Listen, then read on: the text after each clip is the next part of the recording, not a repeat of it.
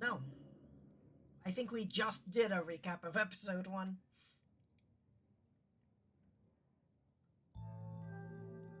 Self-voicing enabled. You open your eyes. The sun has risen. The birds are singing. You are still alive, and for now, you are safe. Your gaze wanders across the room to the window and the woods beyond. You wonder if the monsters are lurking there, right now, just beyond the trees, ready to pounce as soon as you leave the crumbling estate. Okay. Self-voicing disabled. Let's turn that off. A familiar unease settles into your gut, tangling into a knot of anxiety, wriggling as the events of last night play out in your head.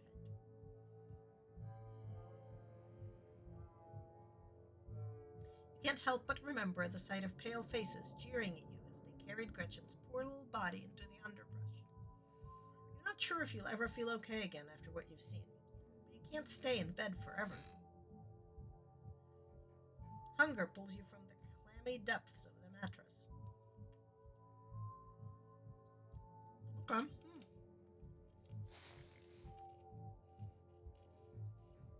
I love the things that the game things are important.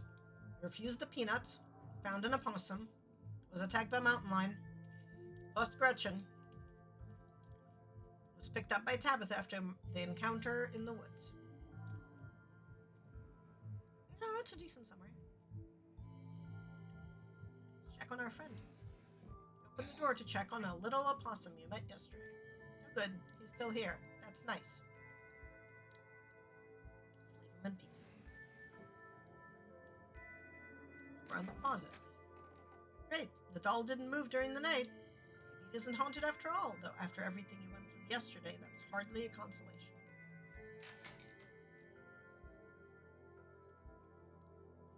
You creep towards the window. Oh, look! Oh, look, it's our friend. Very obviously there. Careful not to be seen by whatever might be lurking in the gardens. For a second, you thought you saw a movement. Could have been an animal. Could have been something else. Whatever it was, it's gone now.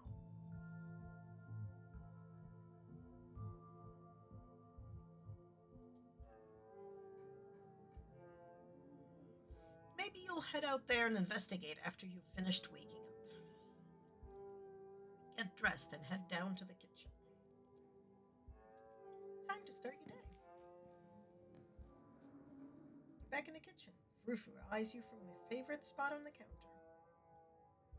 Leave the cat be. Hey, you sure took your time getting up. It's like 8 a.m. Is that late? It's late for someone who was supposed to be at work half an hour ago. Like me. I don't want any repeats of last night. From now on, no running around in the woods after dark. It's dangerous out there. You could fall down a cliff. You could get stuck in a hidden cave somewhere. You could get lost in the woods and never be found. Just because nothing happens here doesn't mean it's safe. I want you home by sunset from here on out. What's up with you and Stella? We just have a history, that's all. I don't need to explain myself to you.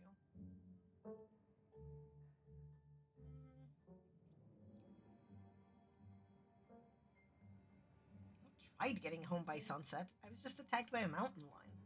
Didn't get home before sunset.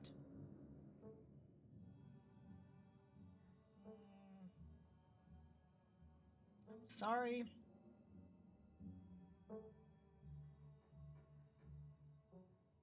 I tried to record.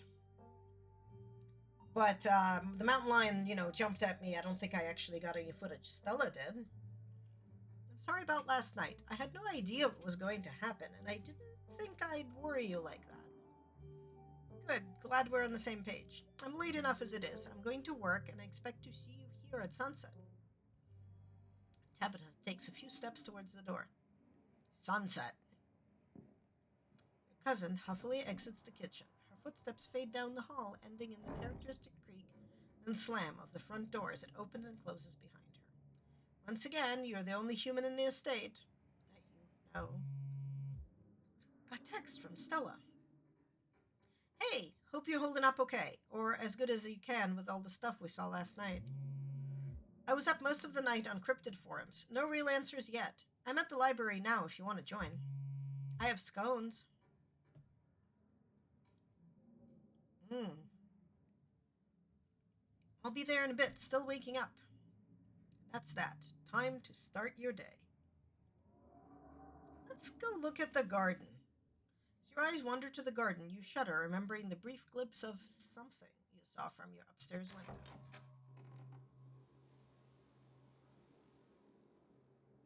It was probably just a raccoon, but the uncertainty of what you saw gnaws at you and compels you to investigate, if only to prove that it was nothing.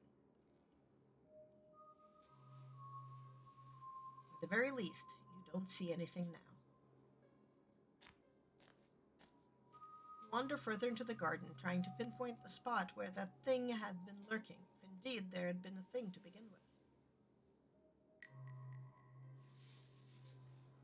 Crouch down, pushing aside the greenery to examine the soft earth. A footprint, a big footprint, and what looks like some kind of viscera. Your thoughts turn to the specter from the night before. You snap a quick photo just in case it comes in handy later. With that, you head back inside. Time to figure out what to do with the rest of your day.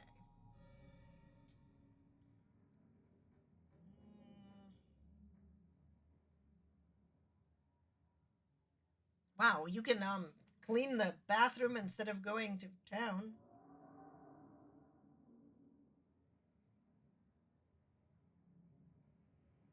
Wow.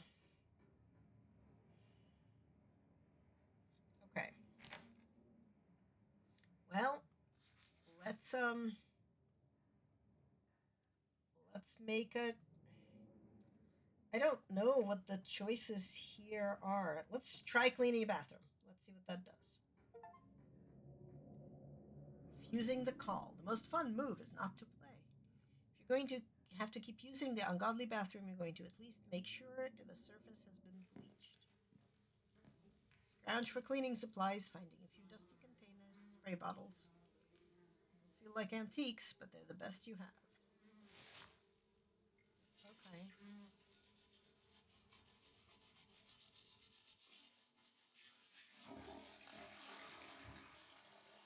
It might be as much as you can do without a pressure washer and renovations. But at least taking a shower here won't make you feel dirtier than when you started.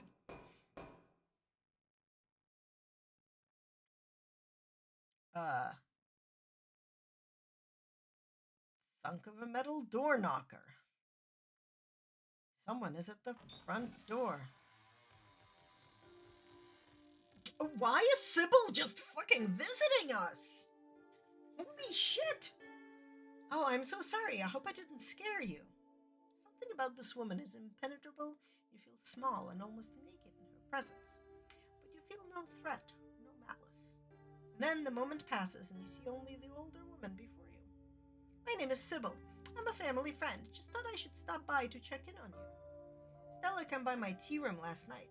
She told me about what you saw in the woods, and she showed me her footage, too. I brought some fresh tea. Let's settle in somewhere and talk. Huh.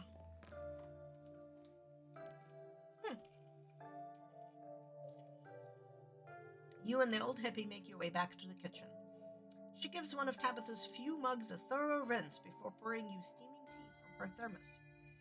The smell is amazing, a nostalgic, earthy odor reminiscent of fall, as if it was brewed with autumn leaves.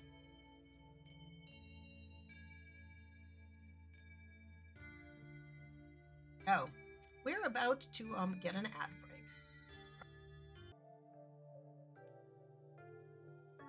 Okay, I think we're back from capitalism. Okay, apparently this tea is smelling amazing.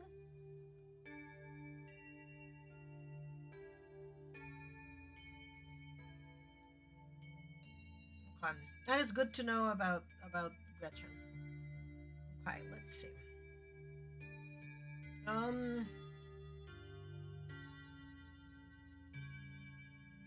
you said you were a family friend? That I am. I used to know Vivian, in fact, before she left town. Maybe if you find yourself with time to kill one of these days, I can tell you unsavory tales of her youth. I was a little less close with Pearl Ann, not for lack of trying. She was quite the character, bless her, and may she rest in peace. So you're Kanika's mom? Oh, that's right. You've met each other already, haven't you? She said you'd come around yesterday. You should be about to find out, but I'm pretty sure that whichever one you choose, Sybil shows up uninvited, and then you get locked out. Oh, okay. Met each other. Okay. You said you've come around yesterday. And yes, she's my daughter. You may meet Miles at some point. That's my youngest. Though it's odd to call him that now that he's nearly an adult. It's just the three of us down at the general store. Um.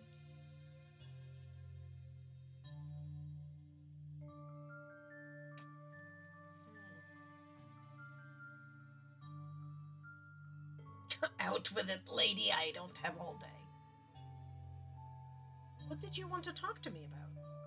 Of course, I suppose it's time I cut to the chase, as difficult as it may be to discuss. I know what you two went through, and I know what you saw. Those things are real. Okay, there were three of us. Those things are real. Neither of you imagined them, and they're certainly no ordinary creatures. My grandmother called them ditchlings, and they're a terrible omen, a sign of great suffering and destruction to come. I've told Stella and my daughter what I know, although I'm afraid that's not much. I've never heard of ditchlings, and I feel like I know a lot about folktales. Not everything is recorded in writing. Some things you've got to hear about from folks who have seen them firsthand. And when you get to be as old as I am, you hear a lot of things. You know, you should count yourself lucky. There aren't many people who have seen a ditchling and lived to tell about it. Or so they say.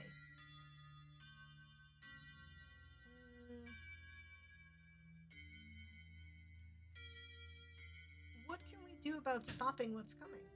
I'm afraid I don't have any good answers to that, but I suppose the best way we can all do is stay close to our loved ones.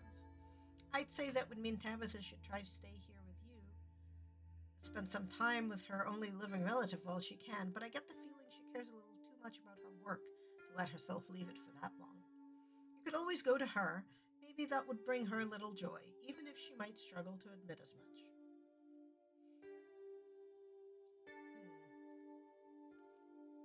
I don't know if this is something you'd know about, but when Tabitha and I were on our way home, there was this man on the road. It was dark, but he had a miner's jacket on. He knew my name, and there was something off about him. Oh yes, that would be Wayne, probably. He's a bit of an addled local. You don't have to worry about him. He is harmless, just very sick. But do let me know if he bothers you again, dear.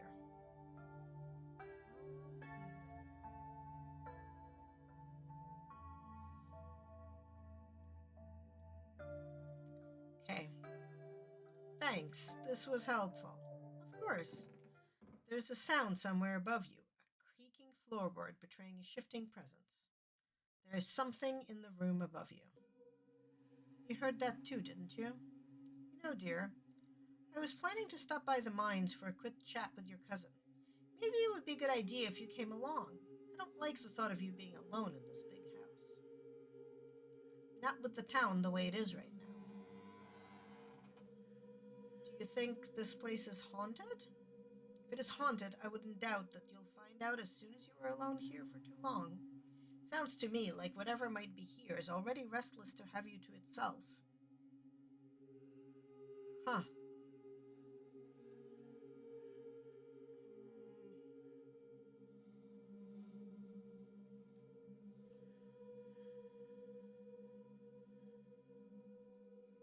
Hmm.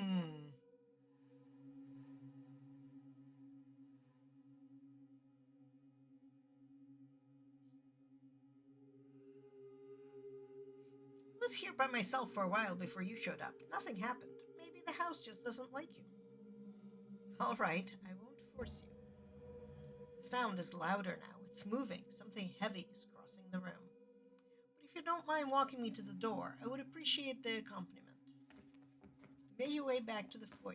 The sound, horrifyingly, follow along, disembodied footsteps keeping pace with the two of you until you break free from the second floor and out onto the vast entryway of the estate.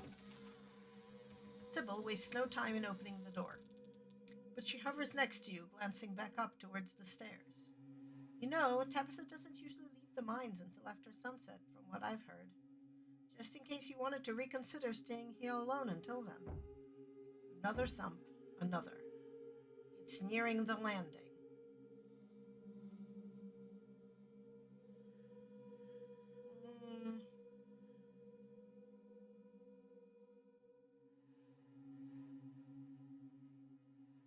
Okay. Bye, Sybil. Thanks for checking in on... A bang as a door upstairs is shut violently. You both can't help but take a few steps back, crossing the precipice, your footsteps hollow against the wooden porch. The door slams shut in your face. A lock clicks into place. Oh dear, was that the lock? Okay. Game, that was a little railroady. Like, I get it, but it was a little railroady. The old woman tries the door, but to no avail. It would appear so. Okay, so there's no way to stay, basically. Oh, you think Sybil did it? Huh.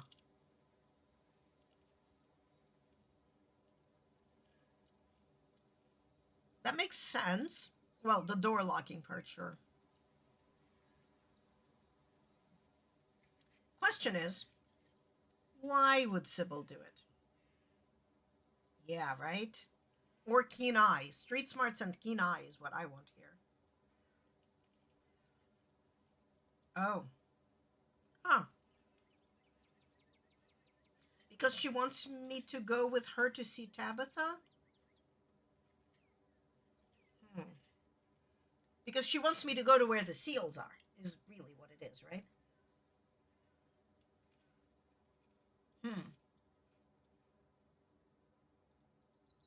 Yeah. Not wrong. Huh. I don't like it.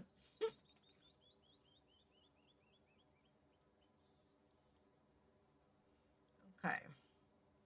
We got an agenda, yeah. She has 27 kinds of agendas.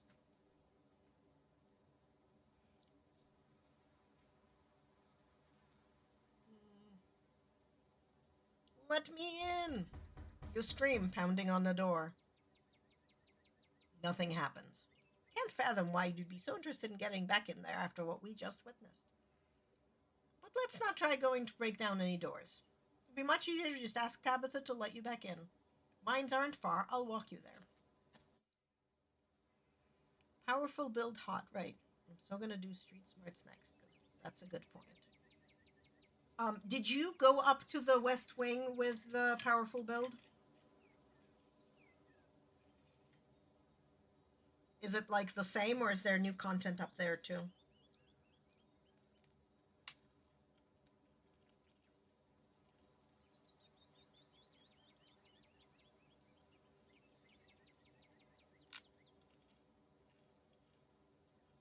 Also, like nothing in the woods.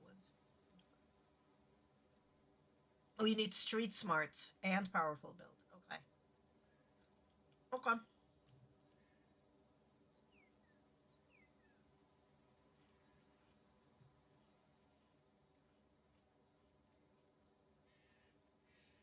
You're once again surprised by the freshness of the mountain breeze, your lungs having grown accustomed to the stale, dusty air of the estate, not realizing how much they were being suffocated.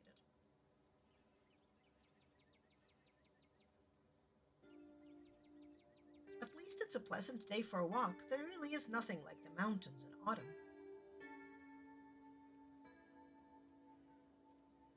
Were you born here? How did you wind up in this town? My family has been in these hills for generations, possibly even longer than yours. I married into the general store, though. Before that, we were just your standard hill folk.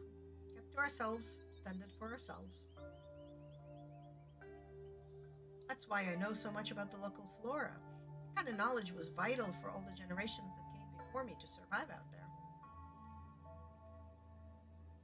Do you know much about my family? Any history I should know about? Oh, yes. Everyone around here knows quite a bit about your family. This is like instead of reading this stuff in the library, I guess.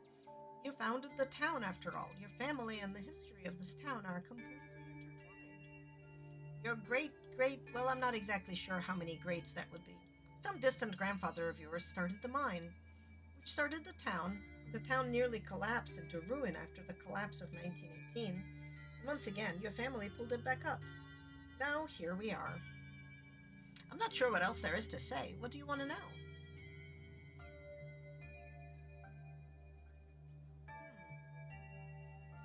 I'm surprised my family doesn't own the general store. It seems like the sort of thing the founders of a mining town would want to control. That's a bit of a touchy subject. My husband's family has owned the store since the 20s or so. The Scarlets have been trying to buy it off of them ever since. That continues to this very day. I know it's a big reason why my daughter is reluctant to leave town, as much as she always saying she will. Did you know Tabitha owns most of the houses around here? If she owned the general store too, well, Scarlet Hollow would be 2 steps away from a company town. I don't think Kanika likes that thought very much.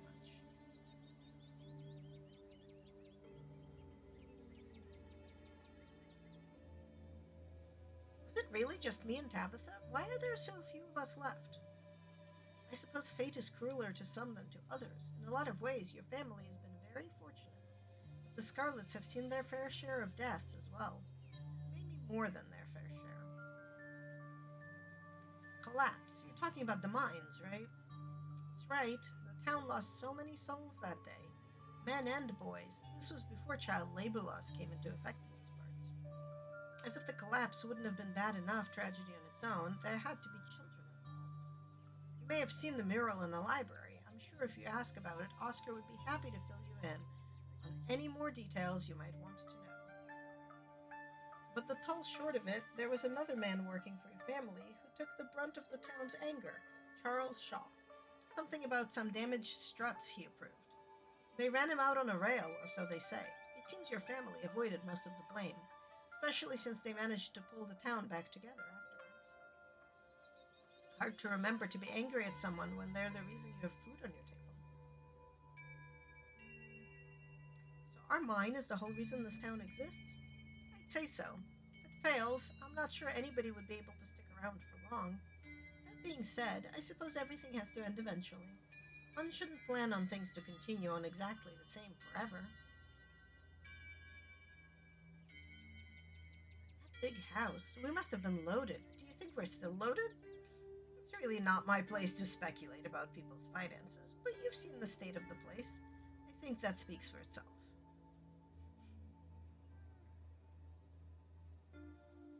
So, is there a Mr. Sybil?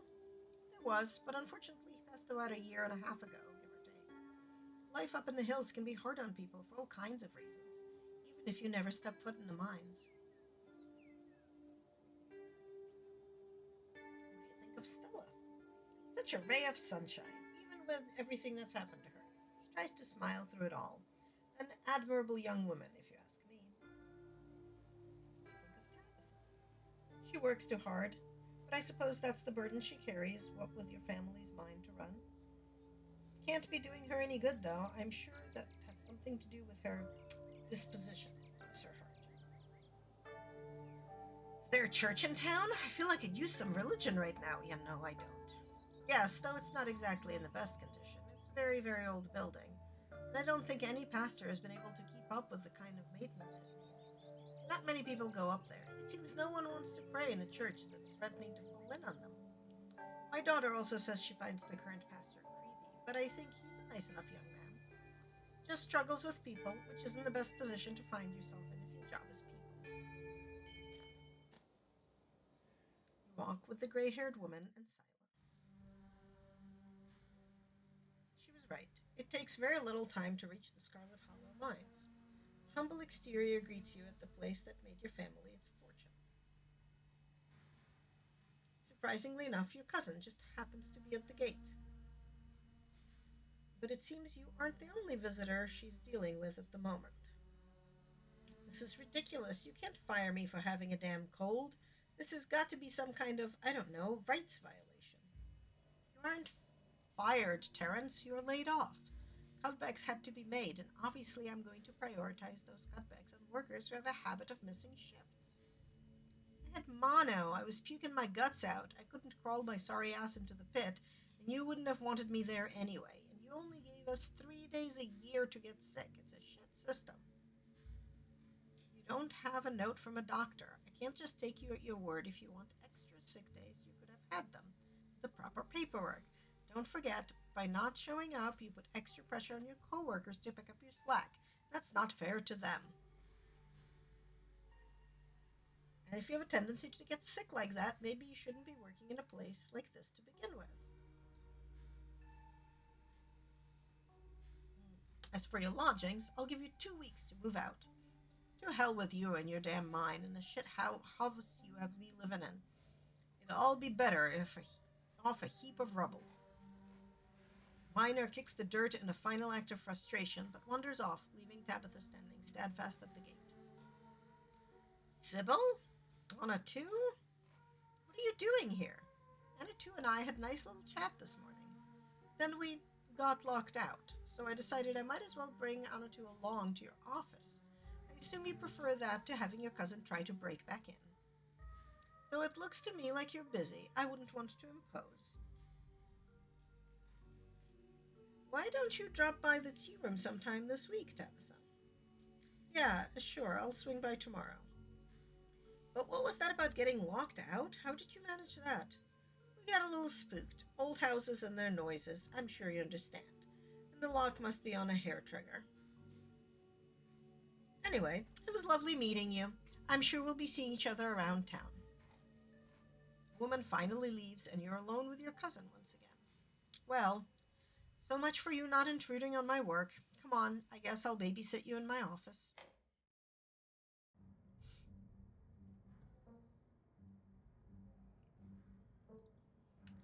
Her house is fascinating. Or her office, rather. Just don't make yourself a burden, all right? I have a lot to do today. Let's see.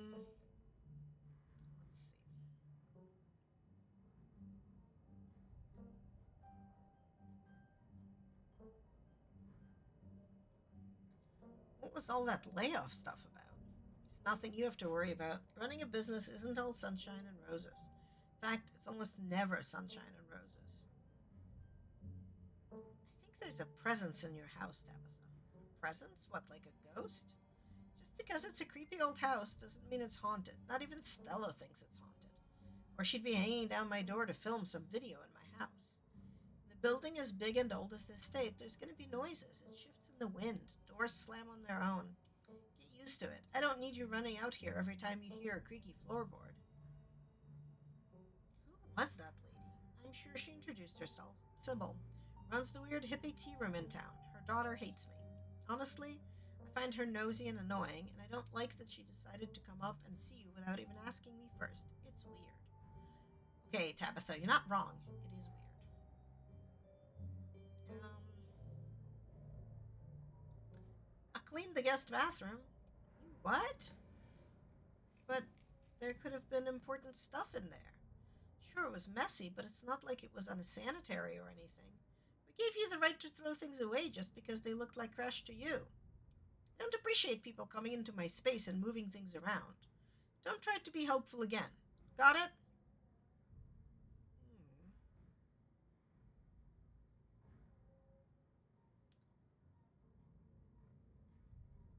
I'm sorry, I thought you'd be happy. Well, I'm not, so let that be a lesson. Don't want you to wind up throwing away precious family heirlooms. Okay, why would your precious family heirlooms be in your bathroom? Because you thought they were trash. Tabitha clears her throat, clearly still seething, but trying to cover it back up. I have to get back to work. Try not to bother me. I need to concentrate. She returns to her place behind the desk and proceeds to ignore you. As you settle in, you take in the details of her office. You're surprised to see a poster of what looks like Stella. She has apparently been banned from the mines. Stella isn't the only likeness captured on the walls of your cousin's trailer. On either side of Tabitha's desks are portraits of older people, a woman and an old-timey man. A shotgun hangs menacingly over the desk. Besides that, there isn't much else to see.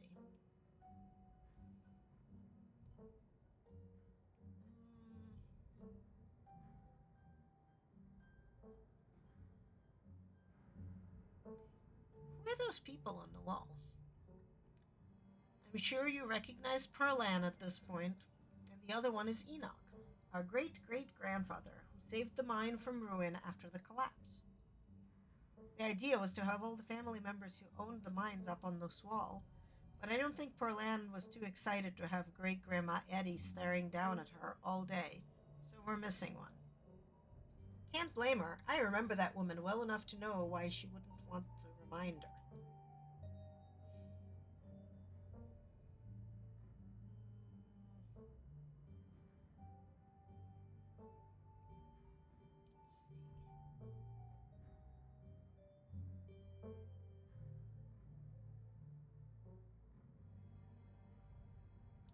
You never call Pearl Ann Mom.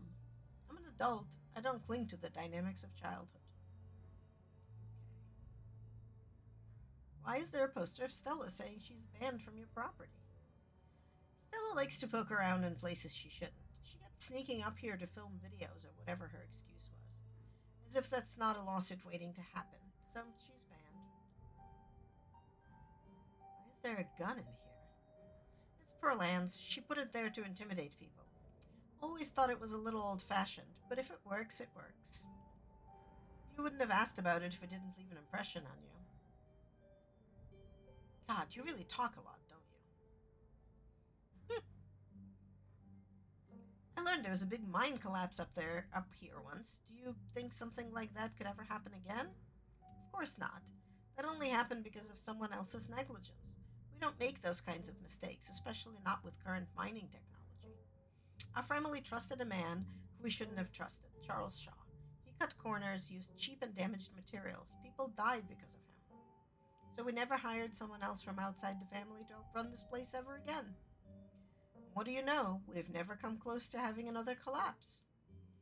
Might be what people consider a tough boss, but I run a tight ship, and that's how you avoid accidents.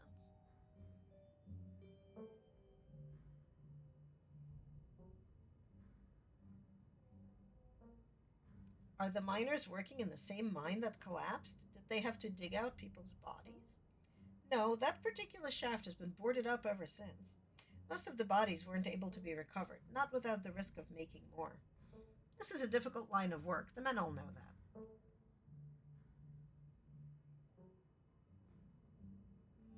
Okay, I'm not going to ask about vacation or the leadership. Sybil said the things we saw last night are an omen of impending doom. Something very bad is going to happen in this town. Sybil says a lot of things. She's one of those tea leaf reading fortune teller types. I really wouldn't take her vague warnings seriously.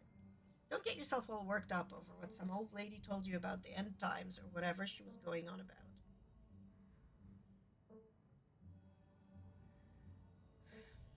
This portent of doom stuff has me worried. How can you keep focusing on work when there might be some catastrophe waiting around the corner? Don't know anything about monsters in the woods, but if there's some kind of doom coming for this town, it'll be because I'm not able to do my job. Coal is a tough industry, I'm sure you know. The seams in the hills aren't exactly untapped either. This mine has been operating for almost 200 years. It'll run dry at some point, maybe even in my lifetime, but I'll do whatever I have to, if it means this place just lasts just a little longer. Over 100 people work for me, and for each of those people, this is it. This is the best job they're ever going to get. I don't like doing layoffs. I don't like doing cuts. I don't like seeing my childhood home crumble around me. But every day, I get up and do what needs to be done to save this town from ruin. Not that I believe anything when it comes to Stella and monsters, but who cares if you two saw a harbinger of doom? I see that every day. And then the sound of machinery are joined by another sound. Angry rumbling of your stomach. Hmm.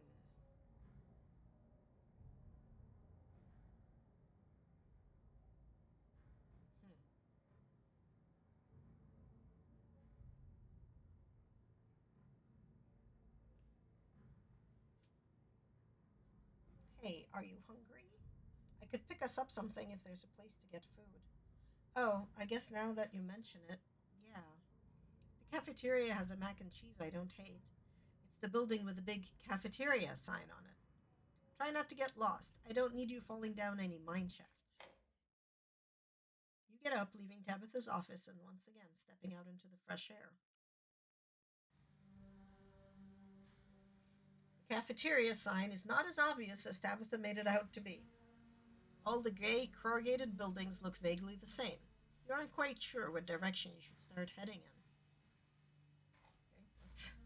in. Okay, let's talk to a group of miners. You approach the nearest group of miners. You could cut to the chase and ask where the cafeteria is, but you are here among the workers, unsupervised. What's the harm in asking if any of them have seen anything unusual? You got a reason to be bothering us?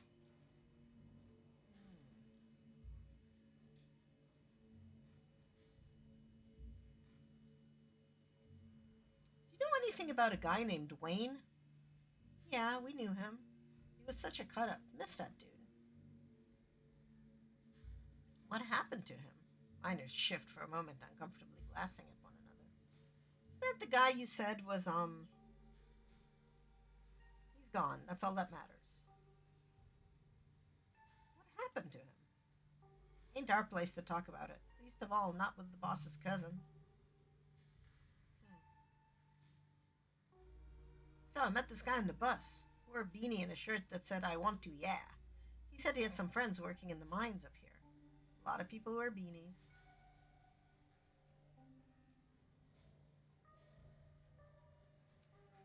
He also talked about how he used to push joggers into the Baltimore harbor. Does that ring any bells? None. Not a clue. Yeah, I think I'd remember someone like that. Yeah, okay. I'm looking for the cafeteria. I'm going to do you a favor and not tell you where it is. Oh, come on, Zax. Go easy on her. I am going easy on her. The calf is slobbed. Better off grabbing a bite at the diner. Only good establishment in town. I don't know. The mac and cheese is pretty decent. Mac and cheese is the only thing that's decent, and we all know why that is. Come on, let's get out of here. Our shift's about to start anyway. So much for getting a straight answer. The cafeteria remains a hidden treasure, and you remain without a map. Yes, let's ask another group of miners.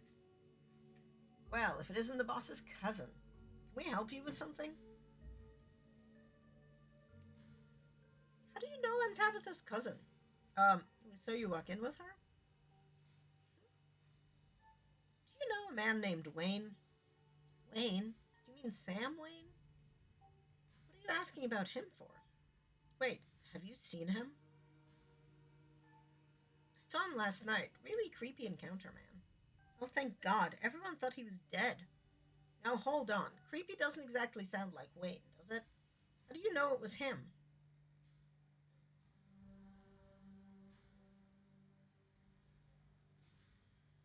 That's what Sybil has been calling him. Good woman. But I don't expect she'd know every mining fellow in town by sight, if you catch my drift. Smith, you're losing me. I'm just saying, it'd be awful strange for Wayne to still be in town, wandering around, following some stranger and not checking in with any of his buddies. Sounds to me like somebody who got sick of work and is having a little fun playing hooky. The following, though. Okay, yeah, that does sound a little unlike him. I thought his lady friend had him under lock and key. Just smells fishy to me. Until I see him face to face, I'm not convinced whoever is calling himself Same Wayne ain't the very reason we haven't seen hide nor hair of the man. No, there's no way. He can't be. I'm not ruling it out. If you want my theory, that girlfriend of his, he wasn't the first to catch her eye. Any one of her jilted ex-lovers could have seen them sneaking around and gotten a little hot under the collar, if you catch my meaning. Miners are silent for a moment, glancing between each other nervously, as they imagine the possibility. Told him not to get involved with her. Told him. Who was Wayne seeing? Whoa, now, if you don't know, there's no way I'm poking that wasp's nest. Forget we said anything. Yeah, I don't want to be next on the chopping block. Come on, don't dangle something like that. Look, I just don't want to cause any trouble. Enough people are losing their jobs as is. We've got mouths to feed. losing their jobs, and in Sam Wayne's case, disappearing. You already said too much. Come on, boys. Smith and Rodriguez turn to leave. Isaacs hesitates. I'll be just a minute, guys. Your funeral, man. I wanted to ask you something in private. I'm about to grab something from the cafe if you don't mind joining. How serendipitous. You still don't know where the cafeteria is, but this haggard young man has, of his own accord, offered to share his wisdom with you.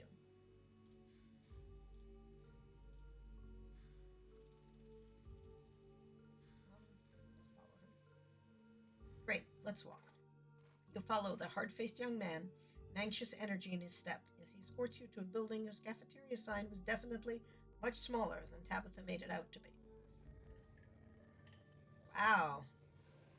You line up at the steaming pile of subpar food, undoubtedly made as cheaply as possible, judging by your cousin's business practices.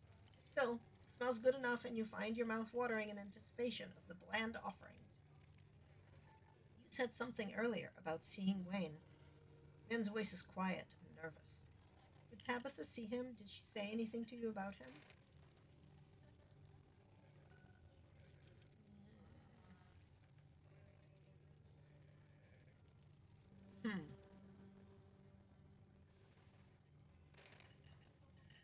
Why are you asking me?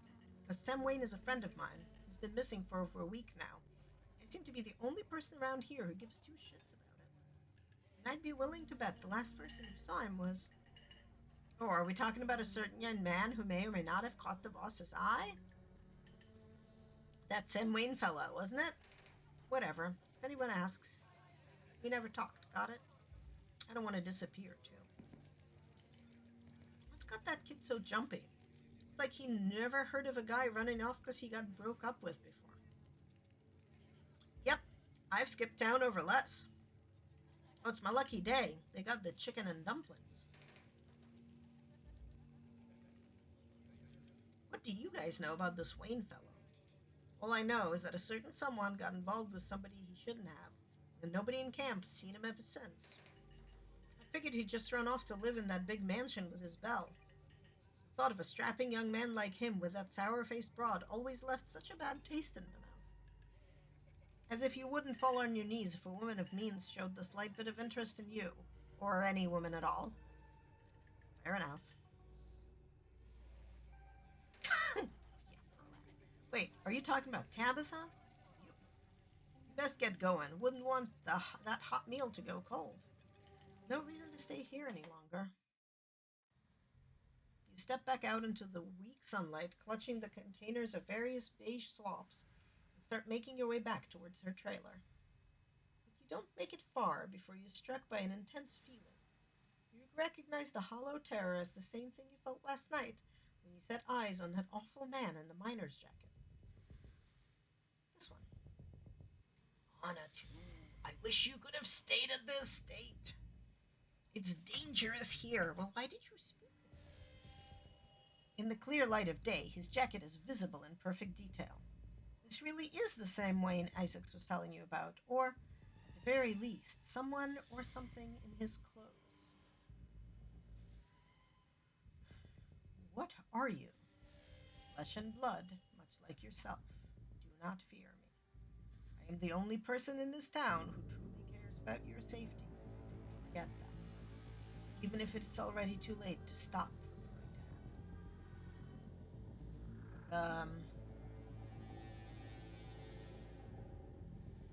Yeah? Where were you while I was being attacked by that mountain lion? I would have stepped in if the old man hadn't moved. Clearly, I need to be closer to him. You casually continue on your way, returning to the hill where Tabitha's trailer is perched. She meets you at the door. Took you long enough. What, was there a long line? Ran into that mysterious miner guy from last night, Wayne. He said mysterious things to me. How do you know it's the same guy? It's not like we got a good look.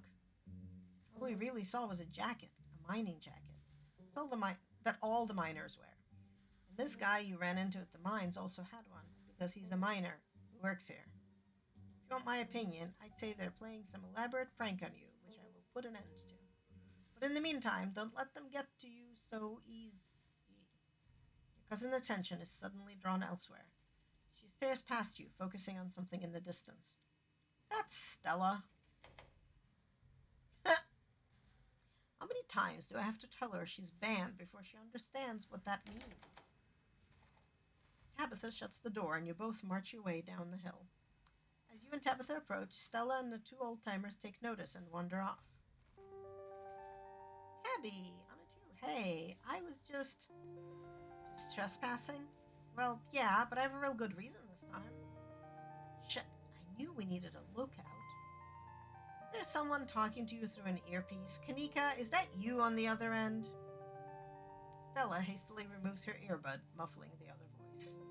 Sorry, Tabby, it's just that Oscar's kid Rosalina has been missing since yesterday, so we decided to ask around to see if anybody had seen her. And while we were at it, we were also seeing if anybody had encountered these things we saw in the woods last night, ditchlings. Sybil said are like little mothmen foretelling doom. Stella?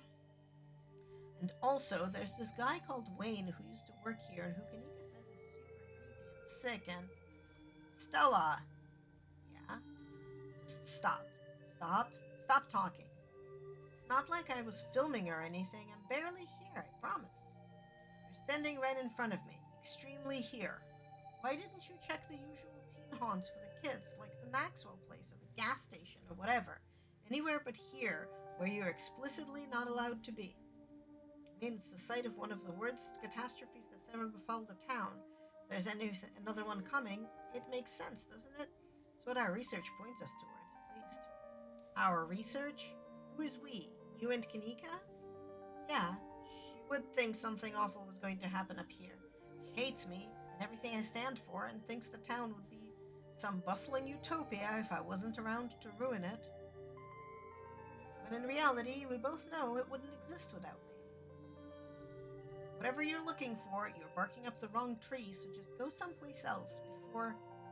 Tabitha once again trails off. Both she and Stella have noticed the girl with the dark braid and glasses sneaking along the ridge. Okay, so this is really interesting. Basically, we have no relationship with Stella and Kanika. And Tabitha sees Rosalina. So, like, we don't get any brownie points for calling her and waiting for her and stuff.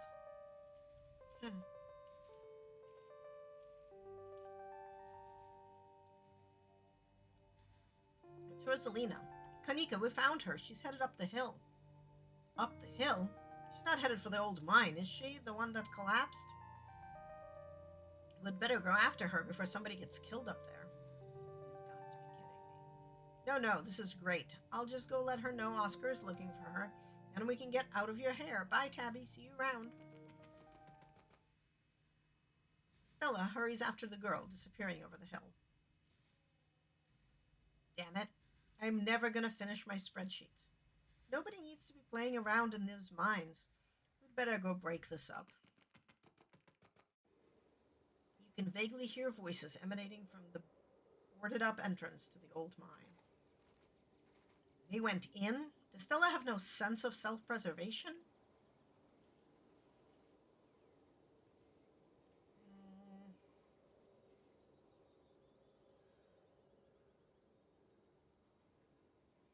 We're going in after them, obviously.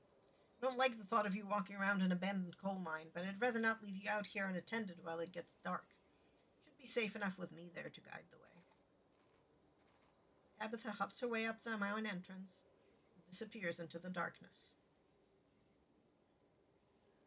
You follow her and enter the mine.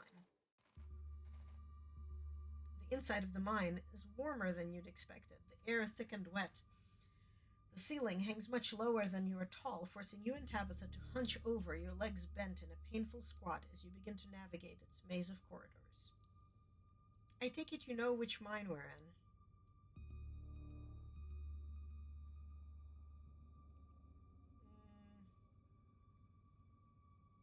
This isn't the one that collapsed 100 years ago, is it? The one that killed a bunch of people? The one that killed 168 people. A man named Charles Shaw decided it was okay to use faulty wood for support struts, and the entire mine came down. It almost ruined our family. A lucky few died instantaneously, but for most of the souls who perished here was slow and agonizing, trapped under rubble and left to slowly succumb to crush injuries or burns or dehydration. It took a week to clear out most of the rubble and recover the bodies. The few survivors who were dragged out were never the same. I can't say I blame them. What makes you so sure it was Charles Shaw's fault? It doesn't really matter whose fault it is. That's ancient history at this point. 100 years on, who cares about pointing fingers and passing blame? Everyone involved is long dead. What I care about are the 168 people who climbed down to their deaths that day, unaware of the hand they'd been dealt until they literally buried by it. None of us know the price we have to pay until our debt is due. Tabitha's ruminations are interrupted by a thunderous knock echoing from deeper in the mine. A hateful and broken presence stirs in the deep. It doesn't want you here. Ooh. Do I go with mystical or do I go with BookSmart? I think mystical. That was a warning. We have to move fast before something terrible happens here. Hey, this place is haunted by the tragedies of the past, not by literal restless spirits. Don't go all ghost hunter on me. Whatever we just heard was probably another delinquent looking for a lifetime ban from my property. Come on, it came from this way. Tabitha hastens her pace and quickly disappears deeper into the mine. You take a deep breath and follow suit. The deeper you progress into the mine, the heavier the air becomes. Coal dust hangs in thick clouds around you, though this place was abandoned over a century ago. Echoing through the tight corridors, you and Tabitha can pick up snippets of a tense argument. Can't believe your dad sent people to follow you. That's messed up. I think that qualifies as harassment. You're right, Becca. It is messed up. I don't need him telling me where I can be. You could at least check in so he knows you're not dead. He loves you. He worries about you. He's really not asking for much. Come on, kiddos. There's some real spooky stuff going on in town right now. You shouldn't be hanging out down here. We're not kids. Yeah, we're teens. Well, you look like a bunch of kids to me. Are those canned strawberry margaritas? Where did you even get those? Oh no, I know that isn't you, Miles. It had better not be you. Yeah, whatever, it's me. What are you even doing here? Looks like we found our trespassers. I still can't believe that Stella managed to drag Kanika out here. She avoids me like the plague. What's the deal with you and Kanika? Honestly, I have no idea. I don't hold anything against her aside from the fact that she's always hated me. She probably just got jealous that Stella and I started spending time together, but that was years ago, so who knows? What do you think of Kanika? I think the two of us are more alike than she'd ever care to admit. Respect her, but don't tell her I said that. I wouldn't want to appear weak.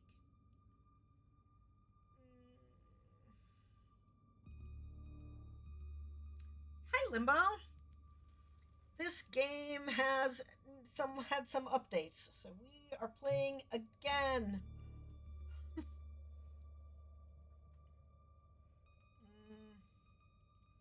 think she just hates our family. She doesn't know our family. She knows me, barely. I mean, it's more in the sense that she hates what our family represents. This town has a bloody history to it, and coal is a dirty business. And that doesn't mean it's my fault. What am I supposed to do? Close the mine and let everybody lose their jobs? I've given up on other people understanding me. It doesn't matter. Ah. Oh, so it's, here, first of all, a content warning. So it's kind of like a mysterious, spooky, creepy story about, you're a person who comes back to a small North Carolina town for the funeral of your aunt. Like your mom escaped the town when she was young and like swore she never will talk to these relatives again, and then your mom died. Now her sister died, and you came back and for the first time met your cousin, and everybody else in this town, and the town is creepy as fuck. And the previous day, you got attacked by a mountain lion that was like full of weird tumors, and then you found this odd crop circle spiral of dead animals and these weird doughy creatures called ditchlings in the woods that portend doom. And now you and your cousin saw some teenagers and some adults running after them sneak into the mine that your cousin owns. The old, collapsed, closed off mine. Nothing creepy here. And you are trying to find them so that you can tell them to get out. That's kind of where we are right now. And it's, it's about to get silly and then creepy. I've given up on other people understanding me. It doesn't matter. Let's move on. They're close. You breathe a sigh of relief as the tight passageway gives way to a small cavern. Within, a group of teens engages Stella and Kanika in a heated argument. All of them are too caught up in the moment to notice you or Tabitha approach. My dad is a foreman at the continuous mining facility, and he says they only abandoned this mine because there wasn't enough coal left, so it's actually really safe and we can hang out here whenever we want. Wait, Becca, I thought your dad was a charge hand. No, Alexis, he got promoted last month. Correction, your father was a foreman at the continuous mining facility. We'll see if he even has a job in the morning. What? Oh, shit. Oh, hey, Tabby. And Anna, too. I guess you two caught up to us. Hanging around with Tabitha today, I guess. Sigh. Well, at least maybe you two can talk some sense into these kids. They clearly don't respect my authority. Hey, don't talk about us like we're not here. Yeah, we can hear you. Alexis, don't butt in. I'm trying to make a point. Do none of you understand what a boarded-up mine entrance is supposed to mean? It means it's closed, condemned, not fit for human use. Oh, come on. This place is way sturdy. Check it out. The teen with the beanie jumps up and slaps a strut on the ceiling. Oh, was that the knocking we heard earlier? Oh my God, Zane, cut it out. You're embarrassing us. I'm sorry for Zane's behavior. I don't think he realizes how extremely 8th grade it is to jump up and hit things. No offense, Rosalina. None taken. The other 8th graders are totally immature. Not like you, Rosalina. You chill and smart, too. Enough. The damage is already done. Now leave. I'm putting my mother in the ground this week. I do not have the patience to deal with children. I don't believe I actually agree with Tabitha about anything, but this is the worst place I've ever been in my entire life, and I would like to see the sun again before I die. Oh, come on, you guys. Maybe it's not a big deal. We used to do dangerous things all the time, and I still do dangerous things now. Who are we to tell them where they can hang out? I don't know who you think you are in this situation, Stella, but I own this mine. It's entirely within my rights to tell them to leave. Much like it's entirely within my rights to tell you to leave. Was your lifetime ban from my mines not a clear enough message for you? Hell yeah, Tabitha. Tear the sad 20-something to shreds. Hey, I'm defending you, and I'm not sad. Where'd you get that idea? Running a clickbaity YouTube channel where you run around the woods chasing nothing is extremely sad. So she's sad. So what? Give it a few years, you'll be sad too. The passage of time is inescapable. Look, we just wanted to give Rosalina a good time. Her home life sucks right now. Yeah, tell him about where you have to sleep, Rosalina. We've been living in the library for the past couple of weeks. Dad says we can't stay at our house. We've got a hot plate and a couple of cots in one of the back rooms. It's actually a pretty sick setup. No, it isn't, Zane. Rosalina deserves better. I don't care about your home life. If you're going to do your underage drinking, go do it in the woods. Just get off my property. Tabitha. Look, Rosalina, I'm sure Oscar has a good reason for all that. He's a good guy and he cares about you. He thinks our house is haunted. Oh. Wait, what? And I should care because it's such a bullshit excuse. I bet he couldn't afford it anymore and is lying to you to save face. What a coward. Becca, I don't think you can, say that about other people's families. Isn't that, bullying or something? Shut up, Zane. Back up. He says it's haunted? I can't believe he didn't mention it to me. I could investigate. There's no ghost, Stella. It would be cool if there was, but Becca's right. I just wish he would be honest with me and tell me what's really going on. It's like he doesn't think I can handle it, like I'm still a little kid. Oh, you're all children, and none of you realize how good you have it. Back in the day, each and every one of you would be pulling 12-hour shifts in this exact mine. If it wasn't for child labor laws, the 5 of you might have some actual character. Exactly. Rosalina's not that mature anyway. She still sleeps with the stuffed animals. That doesn't mean she's not mature. I still have pork chop, I rest my case. Wait, what did you say about child labor?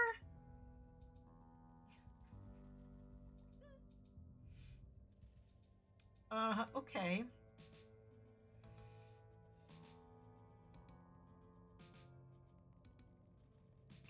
At this rate, I'd be surprised if your house wasn't haunted. I've seen some real bad things in this town. Even if it isn't a ghost, it doesn't mean Oscar is lying to you.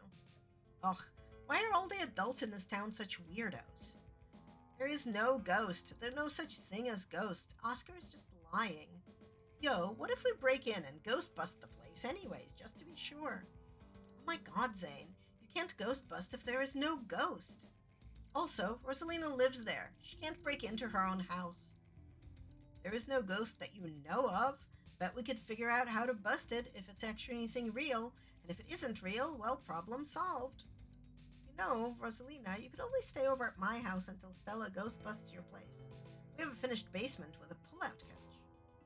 Why are we talking about this like it's a thing? It's not a thing. There is no ghost. I don't care, and I can't believe I've wasted this much time trying to argue with children. I'm washing my hands of this and calling the cops. Feel free to leave before they show up. You hear that, Miles? We're leaving. I suggest the rest of you kids leave this empty mine before someone gets black lung or gets crushed by rocks or meets any one of many terrible fates people tend to meet in abandoned mines. Kanika is interrupted by a pair of thunderous knocks. That wasn't me, I swear. Then what was it? Come on, Stella, didn't you have a whole list of perfectly natural explanations for scary mine noises? It's Tommy knockers, for sure. I know this isn't why we came down here, but we've got to check it out. There's an old Cornish myth named for the knocking sound you can sometimes hear in mines right before collapse. Some say the knocking's a warning, while others say it's the spirits themselves bringing down the mines. Stella. I mean, it's not all they do. They're also sometimes just mischievous. Stella. I know. But weird stuff's been happening around here these past few days. What if this is our chance to get an actual solid lead? The stakes couldn't be higher. Do you have no sense of self-preservation? I want you out of here, Stella. Come on, Tabby. You can come along, too. If you guys are going after something spooky, count me in. Nobody's going deeper into the mine. Nobody's staying in the mine. You're all leaving. Please listen to Tabitha before my heart gives out. It'll be fun, Neeks. It will not. Wait a second. Where'd 3 of you run off to? Are you kidding me? Unbelievable. Wow, Kanika, maybe if you weren't still scared of the dark or whatever, you would have noticed them sneaking off. I noticed them sneaking off, and I've been zoning out the whole time we've been here.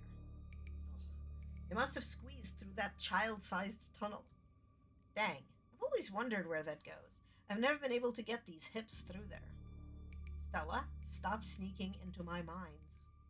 Please, I am literally begging you. If only all the tunnels down here were wide enough for adults, we could already be done with this little mess. But no, there just have to be remnants from a bygone era. Didn't you just talk about how child labor was the good old days a minute ago? I was trying to get you to leave my mine. Becca's head pops up from the tunnel's entrance. We are not about to let you come in here and ruin our good time. The mine is safe. I've been here a million times. Yeah, if Becca says we're safe, then we're totally safe. Whatever. Come on, you two. I know a cool spot this way. Oh, yes, Becca is clearly the expert on mining. Okay, I think I know where that tunnel rejoins the rest of the mines. I'll go look for them. And I want each and every one of you to take note of the fact that I'm doing that. If those idiots get themselves lost and die, I am not letting their families sue me into the ground. Are those really your priorities right now? Yeah.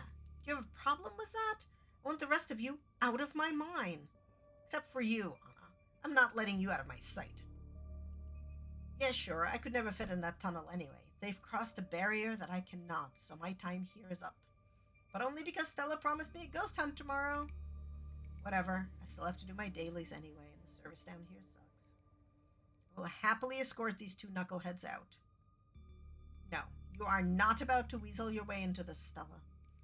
Oh, come on, Tabby. I've been down here a ton. I can totally help out. Tabitha sighs. Ugh, there's no getting rid of you, is there? Fine. I won't waste my time arguing. Okay. Oh, that's a lot of explorers. There's no way around it. It isn't just these kids. Something is calling out to us from down below. Noted. Let's not linger any longer than we have to, shall we? I'll see you on the other side, hopefully soon. For sure, we won't be long. I guess I don't get to do those explorers. Cool. Can't wait to bust some ghosts tomorrow. Kanika, Miles, and Zane head towards the entrance of the mines, leaving you, Tabitha, and Stella to find the remaining teens. All right, no dawdling. We should be able to catch up with them if we go this way. You and Stella exchange a glance as Tabitha ventures forward. Okay, let's go mining. As the three of you move deeper into the mine, you hear echoes of conversation bounce across the walls. Becca, why are we doing this again? I thought you thought Tabitha was, really cool. Why are you trying to get her all mad? Oh, we're doing this because Tabitha is really cool. She doesn't let anyone boss her around, so we can't just let her boss us around. Aw, you hear that, Tabby? Someone thinks you're cool. I can't believe she used to hang out with a nobody like Stella. Hey, I don't know. I think Stella kind of cool. Her videos are really neat. Oh, come on. She doesn't even have a sponsor. What kind of a YouTuber doesn't have a sponsor? I mean, not yet, but I'm in talks with Meat Rice. I make plenty from ads and donations.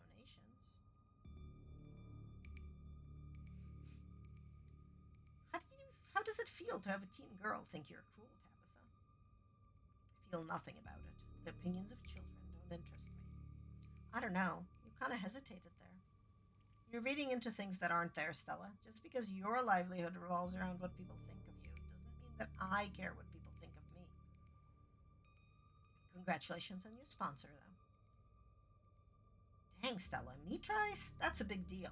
They're on, every big podcast. Thank you. It feels like a really big step for the channel. I'm just glad they're not gossiping about me. Yeah, I know they're just teens, but some of that stuff stung. Another knock, closer, interrupts your thoughts, followed by another, followed by another. Is it just me, or is that knocking coming from the same direction as those kids? It's not just you. Okay, that knocking is starting to freak me out. Calm down, Rosalina. It's just mine sounds. Did you guys see that? No, it was just a shadow. There's no reason to get freaked out. I saw it. Shut up. There's nothing down here. Stop trying to scare me.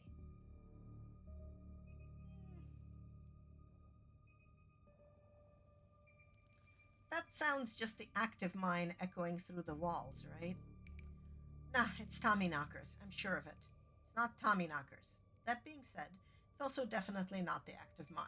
We use a machine these days, and it sounds nothing like that. It's probably just rocks falling somewhere deeper in the mine, which is also bad for obvious reasons. Are we sure the tunnel they went through is going to meet back up with us? Yes, I'm familiar with all the old maps of this place. There should be a central chamber not too far from here where everything joins back up. Those poor kids. I have no sympathies for their terror. They've brought this upon themselves for trespassing in my mine and making me come down here. I'm sure they're just as upset that you came down here as you are. We're getting closer. Let's keep moving. As you progress deeper into the mine, the knocking grows more frequent. It's still distant, but it's much louder than before. The tunnel ends abruptly in front of you. A century-old ladder is the only way forward. In the darkness beyond, you can still hear the echoes of terrified teens, their panicked arguing bouncing down the pitch-black corridors. Now, are we about to get capitalism? Yep, we're about to get capitalism. I'm putting a BRB screen up for 3 minutes. Take this time to, do what you need to do. Okay, are we back from capitalism? I think we're back from capitalism, maybe? Yes, we're back. Okay. Where were we? Oh, yes. The pit radiates rage, a white-hot anger. It hates you. But at the heart of it, you can sense something else. The quiet hum of a darker presence. The heart calls to you, desperate to be witnessed.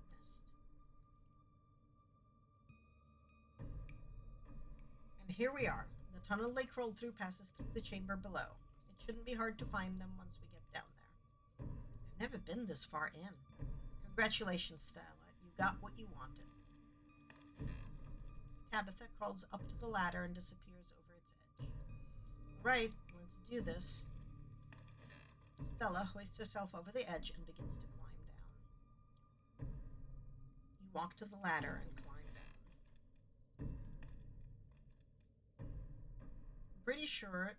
I'm sure this is the way back. Come on. Pretty sure. I thought you've been down here before. Okay, maybe I didn't get this far in, but whatever, it doesn't matter. I definitely remember the way out. Hurry, I don't want to be down here anymore. I think it was actually this way. Oh, shut up. No one even wanted you to come with us anyway. Becca? Yep, they're close all right. Good thing they're so damn loud. Sounds like they're really lost. The voices around you, those of the teens and your companions, sound odd, distant.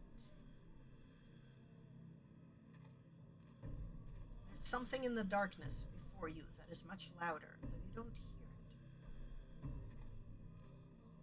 You don't hear it, but you can feel it in your chest, a desperate need to perceive. Wrap yourself in the darkness of the pit. Hey, are you all right, Onatu? Bear witness. What do you think you're doing? Get away from there. Your cousin dives towards you, but not before the light from your phone illuminates the chamber.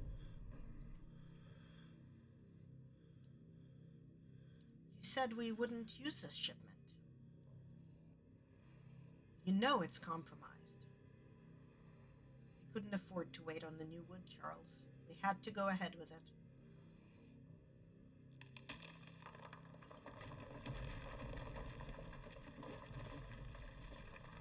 Still sturdy enough. It'll get the job done. Anna, are you all right? Oh, thank God you're alive.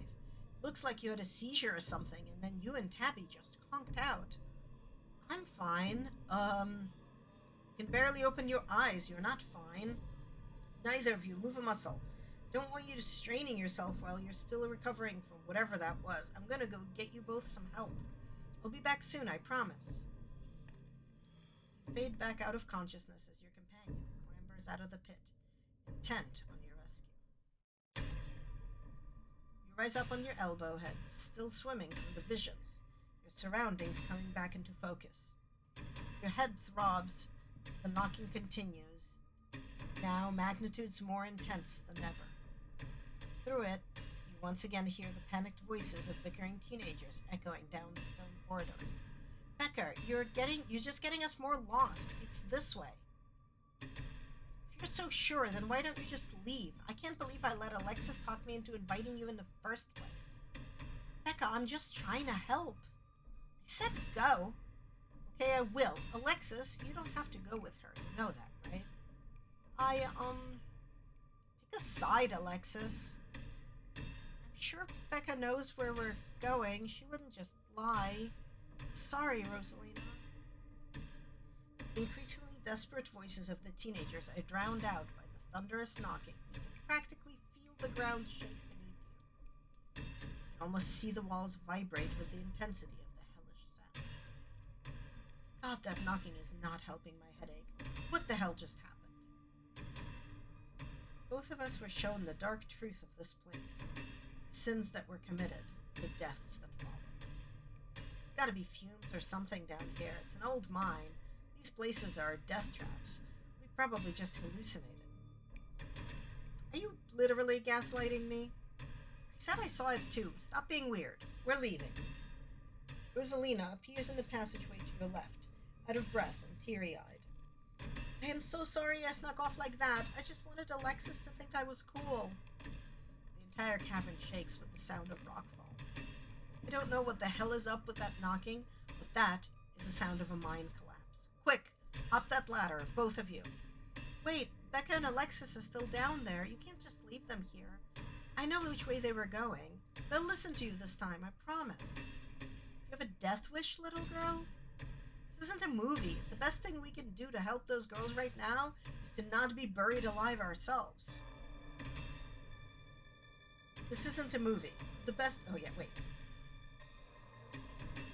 I don't know what actually happens if you just take Rosalina and go.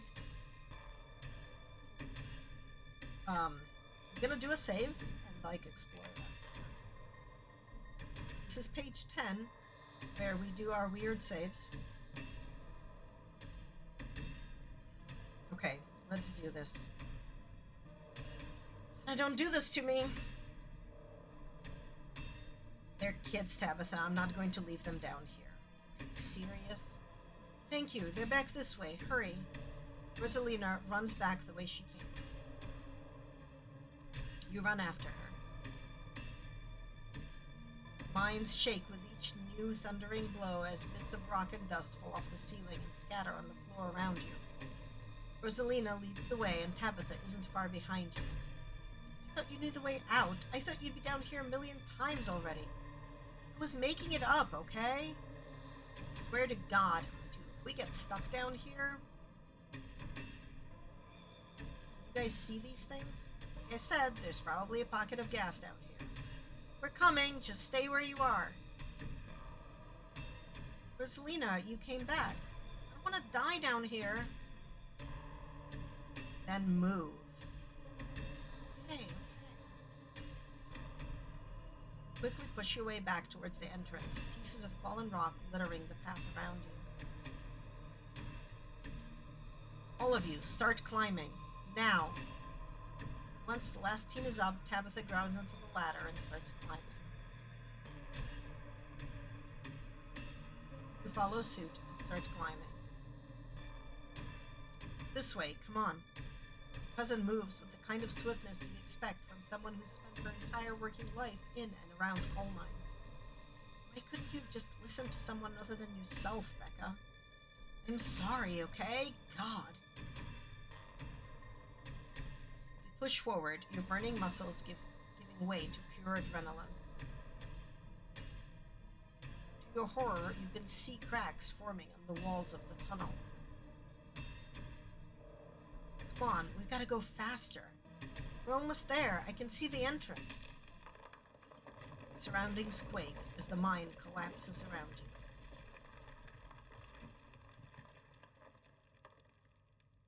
And then the knocking fades, and you feel safe having arrived back at the entrance in one piece.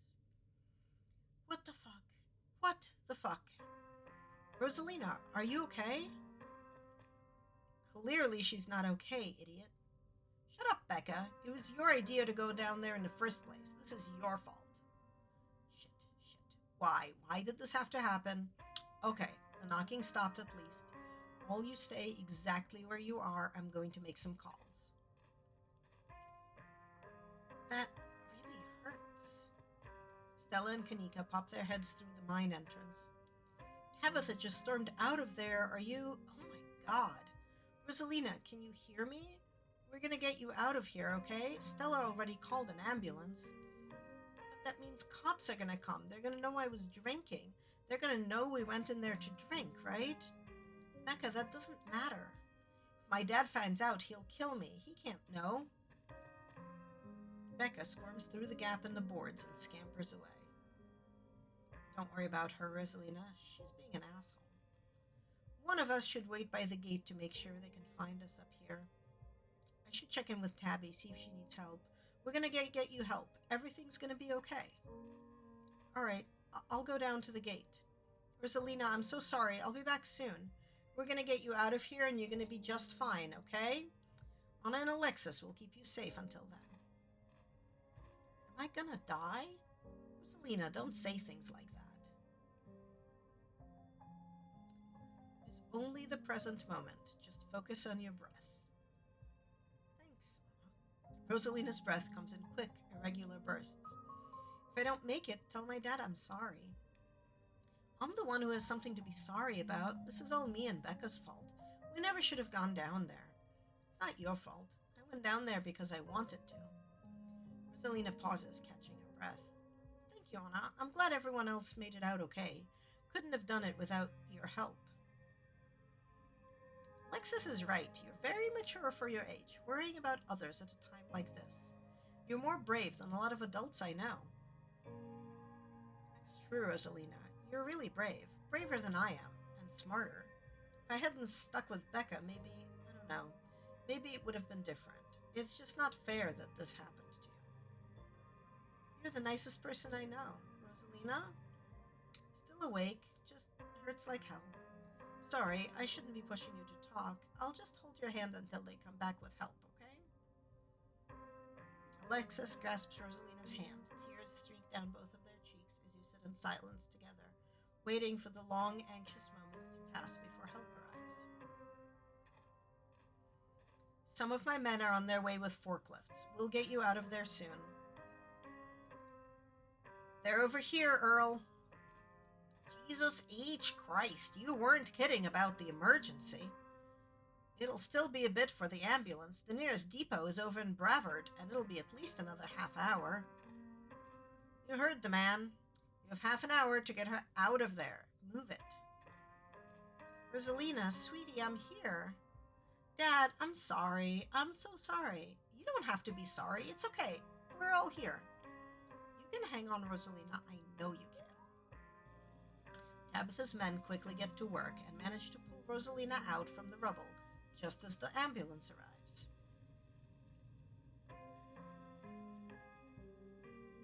Sir, I'm afraid there's no space in the back. What do you mean? I can't ride with her? You're better off driving behind us.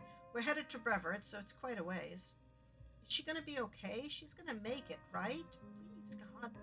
Yes, sir. I promise you we're gonna do everything we can to keep her stable. Her vitals are looking good. Rosalina, my poor baby. I'll be there as fast as I can. I promise you won't be alone. I love you, Dad. Paramedics load Rosalina into the back of the ambulance and drive off. Oscar approaches you off to the side as the police talk to Tabitha and her men. What the hell happened in there? It's like the seams of reality are fraying here. Nobody's safe. Ominous, but not helpful. What Ron is trying to say is that Tommyknockers brought down the mine. I can't believe they're actually real, but I got some audio of the knocking on my phone. They must have been furious that we went down there. Doesn't matter what caused it. I'm just sorry it happened, Oscar. This is all my fault. She's been so angry with me. If I'd just been able to provide more stability, she wouldn't be doing things like this, putting herself in danger. I'm sure she thinks I'm making things up about our house being haunted, but I've seen things that I can't explain, and it's only gotten worse over time. She told us about it down in the mine. For what it's worth, I believe you. No comment, but after tonight, I don't know. Once you're back from the hospital, we can check it out for you. Thanks, Stella. That means a lot. I've got to go. Mr. Gutierrez, is it okay if I come too? I want to be there for her. Of course, Alexis. It'll be good for her to see a friendly face. The two of them head over to Oscar's car and drive off. Hopefully, they call Alexis's parents.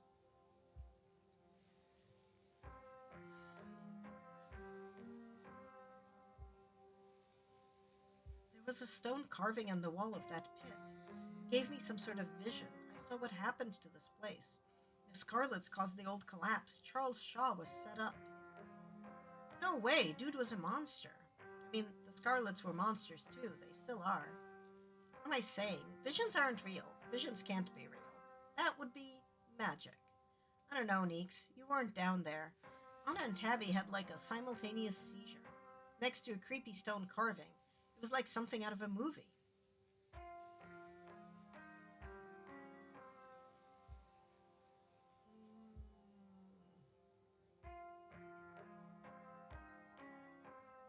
Everything that happened down there centered around that main chamber where I saw that carving. Stella showed me a photo. Weird stuff. Yeah, really weird.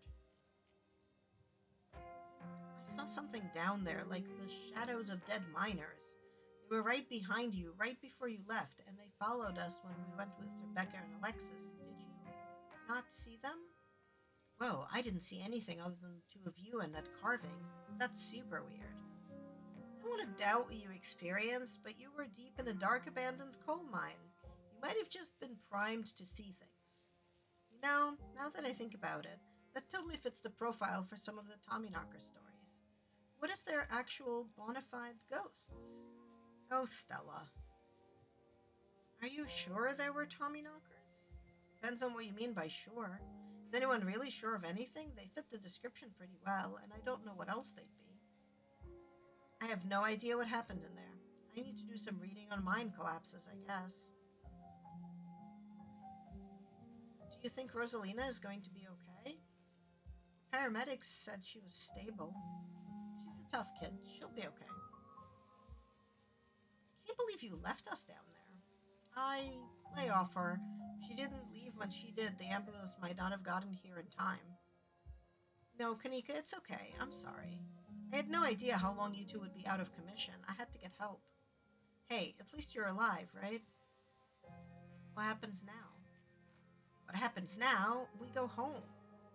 Now hold on a minute, Miss Scarlet. Mind if we have a quick word with your cousin, miss? In private? Okay, fine. Just make it quick. Don't you dare try and pull anything on her. She did nothing wrong here. Ladies, I'm afraid that means you too. Don't you need to talk to us? We witnessed this too. I'm sure, but that can wait. We know where to find y'all. I'm Sheriff Hugby, and this is Deputy Derrickson, but you can call me Earl. Pleased to make your acquaintance. Welcome to Scarlet Hollow. Hope this little accident hasn't colored your perception of the place. Lovely place to live, if you ask me. Lovely indeed. Now, Sheriff Huggabee, don't you think it's a mite odd that these teens found themselves in an old abandoned mine, the very property Onatu's family happens to own? Don't you think it's even a mite bit odder Onatu happened to be in there with them at the time of said collapse? I'd be lying if I said it weren't peculiar, though I'm sure you're an upright citizen, and all this is surely an unfortunate coincidence. Still, a good cop should ask himself these questions.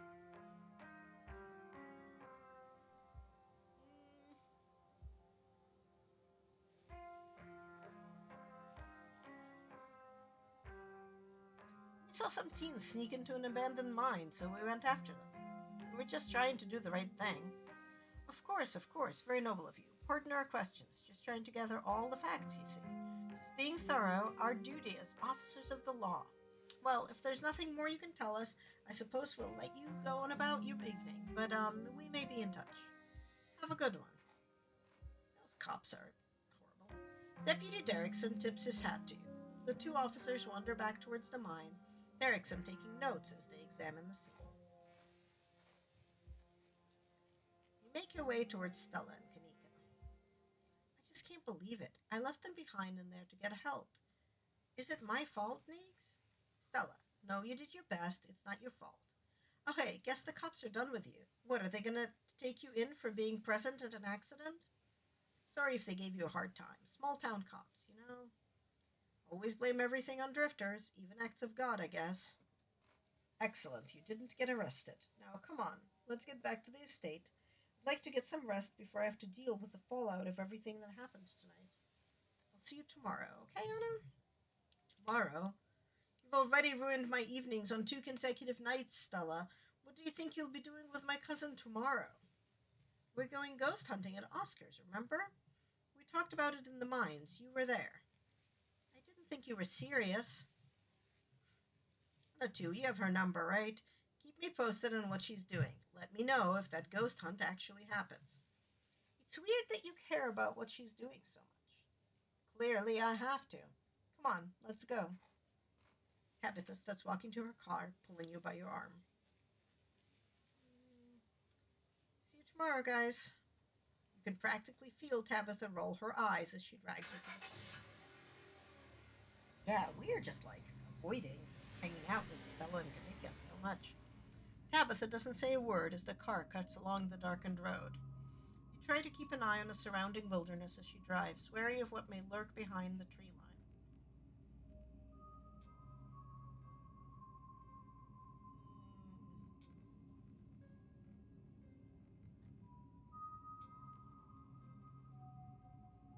You were dating Sam Wayne. What happened to him? Excuse me? Not dating anybody. I don't even know a Sam Wayne. Whoever's been telling you this is clearly trying to spread rumors to hurt my character. Who said that? I want names.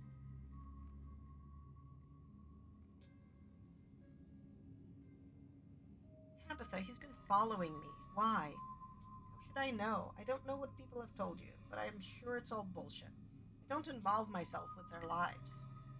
Who did you talk to? Some of my men? You think they're just going to be honest with a random stranger? You're more naive than I thought.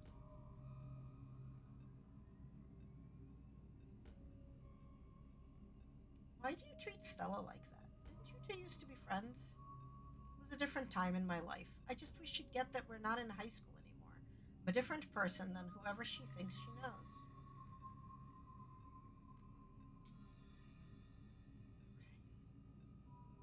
Okay. Your eyes wander back to the tree line as you and Tabitha sink back into silence.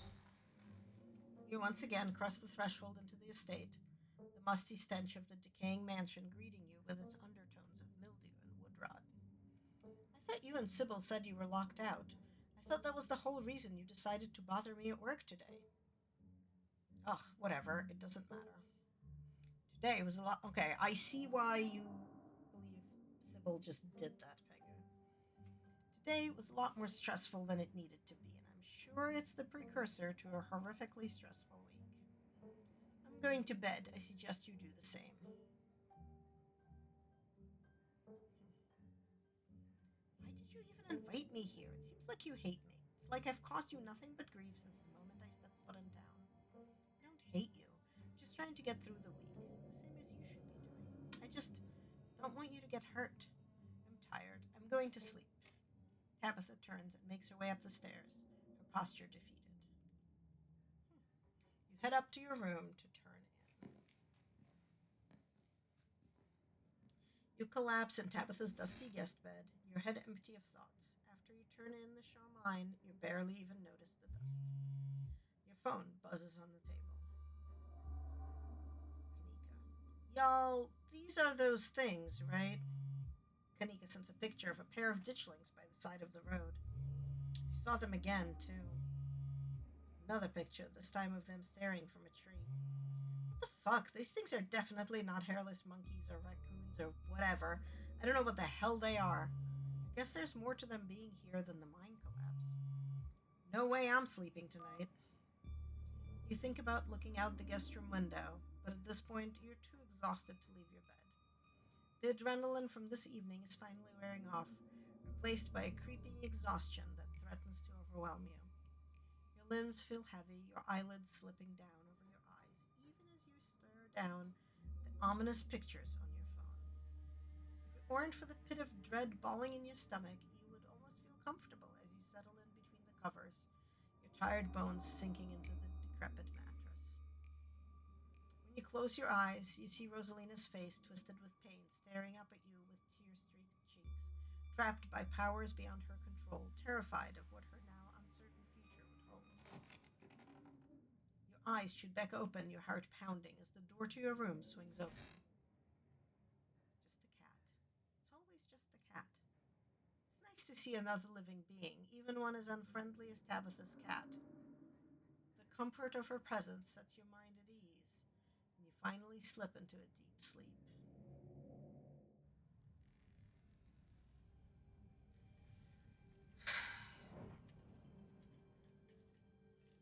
Only slightly creeptastic.